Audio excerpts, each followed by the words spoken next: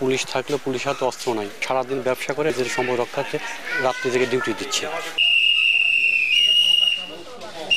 লাঠি রড হাতে নিয়ে রাতে পাহারা দিচ্ছেন এলাকাবাসী, এমনকি পুলিশ ফাঁড়ির সামনেও তাদের অবস্থান।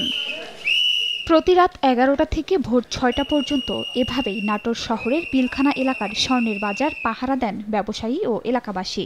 বাজারের প্রবেশ মুখে পুলিশ ফাঁড়ির অবস্থান হলেও দায়িত্বে আছেন নিরস্ত্র কয়েকজন পুলিশ সদস্য। শীঘ্রই ফাঁড়ির পূর্ণাঙ্গ কার্যক্রম চালুর দাবি তাদের। পুলিশ থাকলে পুলিশ হাতে অস্ত্র নাই, সারাদিন ব্যবসা করে নিজের সম্পদ রক্ষার্থে রাত্রি থেকে ডিউটি দিচ্ছে।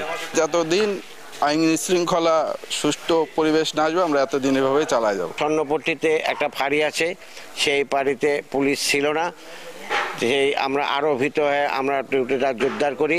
আমরা আমাদের এই এলাকার এবং প্রতিষ্ঠানগুলোর জন্য আমরা প্রশাসনের নিকট পূর্ণ নিরাপত্তা দাবি করছি। আপাতত স্বল্প পরিসরে কার্যক্রম শুরু করছি, ঠিক আছে, চলতেছে। হ্যাঁ, আর ব্যবসায়ীদের সাথে আছি, কোনো ধরনের কোনো দুর্ঘটনা না ঘটে এই জন্য। অর্ধেক পাউডারে দ্বিগুণ উজ্জ্বলতা, নতুন রিন অ্যাডভান্সড অর্ধেক পাউডারে দ্বিগুণ উজ্জ্বলতা।